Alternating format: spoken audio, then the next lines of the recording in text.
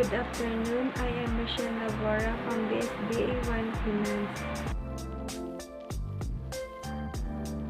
Francisco Sandrejas, aka Francisco Dagohoy, was born on 1724 in Inabanga, Bohol. Francisco Dagohoy was a Filipino revolutionary who holds the distinction of having initiated the longest revolt in the Philippine history, the Dagohoy Rebellion.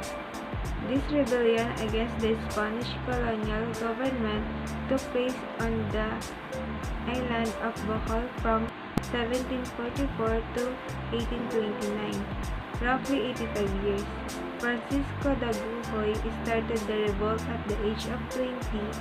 He probably died before 1829 due to either old age or sickness. It was believed that Francisco Dagohoy possessed supernatural abilities and that he got his name, Dagohoy, from the words Dagor, which means Hoyohoy, which means a gentle wind. His alias was derived from Dagon sa Hoyohoy, which translates to amulet of the gentle wind, was later shortened to Dagohoy. Dagohoy Rebellion, 1744-1829. In 1744, Father Gaspar Morales, the Jesuit priest of Inabangan, Bohol, refused to give a Christian burial to Dagohoy's brother, who died in a duel. The deceased was a constable who was ordered by the curate to arrest a man who turned his back on the Christian faith. Noong 1744, inutusan ni Gaspar Morales ang kapatid ni Francisco na si Sagarino, isang constable, na hulihin ang isang tumakas na tumalikod. Tinugis ni Sagarino ang takas, ngunit nanlaban ang huli at napatay ito. Tumanggi si Morales na bigyan si Sagarino ng Kristyanong libing dahil namatay ito sa isang tunggalian, isang kaugali ang ipinagbawal ng simbahan. In the process of pursuing the fugitive, he met his death. Angered by the friar's ingratitude, Francisco Dagohoy killed Father Morales. The murder of the Jesuit priest signaled the start of the rebellion that engulfed the whole island. Dahil sa galit, hinimok ni Francisco ang mga tao na bumangon. Ang hudyat ng pag-aalsa ay ang pagpatay kay Joseph Lamberti, Italian Jesuit curate ng Jagna noong January 24, 1744. Ang rebellion ay gumulong sa buong isla na parang bagyo. Si Morales ay pinatay ni Dagohoy pagkatapos. Ang obispo ng Cebu, si Miguelino de Espeleta, na gumamit ng eklesiastikal na otoridad sa Bohol, ay sinubukan ng walang kabuluhan na patahimikin ang mga rebeldeng Boholano. Dagohoy established a free settlement in the mountains of Bohol. His followers swelled in numbers reaching 20,000. 20 governors general from Gaspar de la Torre to Juan Martinez tried to suppress the rebellion but they all failed. It was Governor General Mariano Ricafort, 1825 to 1830, who seriously undertook measures to kill the revolt. 20 Governor-General ng Espanya mula kay Gaspar de la Torre, 1739 to 45, hanggang kay Juan Antonio Martinez, 1822 to 25, sinubukang suksuin ang paghihimagsik at nabigo. Noong 1825, si Mariano Ricafort Palasin, 1825 to 30, ay naging Gobernador General ng Pilipinas. He ordered the alcalde-mayor of Cebu to prepare an expedition composed of 5,000 Cebuanos and Spanish soldiers to suppress the rebellion. Inutusan niya ang alcalde-mayor ng Cebu na si Jose Lazaro Cairo na maghanda ng ekspedisyon na binubuo ng 5,000 sundalong Cebuanos at Espanyol upang sugpuin ang rebellion. Ang Bohol noong May 7, 1827, matinding nilabanan ng mga Boholano. Nanalo si Cairo ng ilang pakikipag-ugnayan, ngunit nabigong durugin ang rebellion.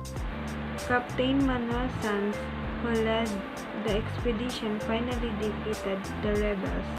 Governor-General pardoned 19,000 Boholanos and permitted them to live peacefully in the lowland towns.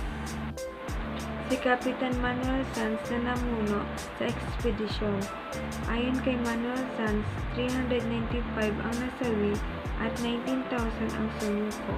Pinatawad ng Gobernador-General ang 19,000 Boholano at pinahintulutan silang mamuhay na mapayapa sa mga bayan sa mababang lupain. Dagohoy will always live in the pages of Philippine history not only as a good brother and a heroic man, but also as a leader of the longest Filipino insurrection on record. His revolt lasted 85 years, 1744 to 1829. Diego Silang, Ilocos, 1762 to 63. Diego Silang, a mail carrier, led the Ilocos in revolt against the Spaniards during the British occupation of Manila. The Ilocanos, under his leadership, demanded the abolition of the hated tribute and were also against the excesses of the alcalde mayor Antonio Zabala. Si Diego Silang, ang isang mail carrier, ang namuno sa mga Ilocos sa pag-aalsa laban sa mga Kastila noong panahon ng pananakop ng mga British sa Maynila. Hiniling ng mga Ilocano sa ilalim ng kanyang pamumuno na tanggalin ang kinasusuklaman na parangal at laban din sa pagmamalabis na alkalde Mayor Antonio Zabala. Silang and his followers were able to expel the alcalde mayor and the abusive Spanish officials out of Vigan. He proclaimed the abolition of forced labor and the payment of tribute. Subsequently, he made Vigan as the capital of his revolutionary government. Silang's rebel movement spread to Pangasinan and Cagayan. The Spaniards were then busy in their confrontation with the British invaders, so they could not defeat his forces. To make matters worse for the Spaniards, Silang accepted the British offer of friendship and protection. Alarmed by Silang's growing power and influence, the Spanish authorities decided to hire assassins to eliminate him, like the Magalat murder before him. Diego Silang was assassinated. Miguel Vicos, a Spanish mestizo, and Pedro Becbec, an old friend and aide of Silang with the tacit approval of the Bishop of Vigan. Bishop Ustariz were the perpetrators of the murder. Dahil sa lumalagong kapangyarihan at impluwensya nila, nagpasya ang mga otoridad ng Espanyol na kumuha ng assassin upang maalis siya. Like the Magalat murder before him, si Diego Silang ay pinaslang. Si Miguel Vicos ay isang mestisong Espanyol at si Pedro Becbec ay isang matandang kaibigan and aide of Silang. The death Silang, however, did not end the revolt.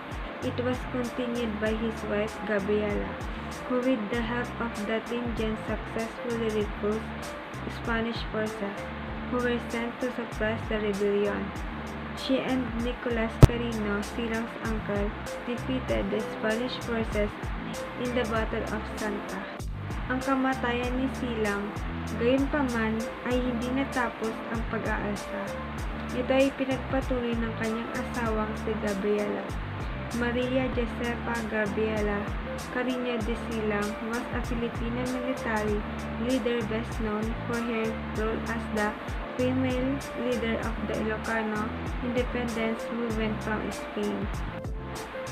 In the Battle of Cubugao, however, the government forces led by Simon de Anda routed Gabriela and her Ilocano followers. Gabriela escaped and was able to organize a new army of Tingians and Ilocanos. like the French heroine Joan of Arc. She led her forces in the final battle of Vigan. She was repulsed and once again she fled to the hinterland of Abra, where she and her surviving followers were captured. Joan of Arc, pinamunuan niya ang kanyang pwersa sa huling labanan ng Vigan. Siya ay tinanggihan at muli ay tumakas sa hinterland ng Abra, kung saan siya at ang mga kanyang natirang tagasunod ay nahuli. The Philippine Joan of Arc was executed at Vigan on September 20, 1763.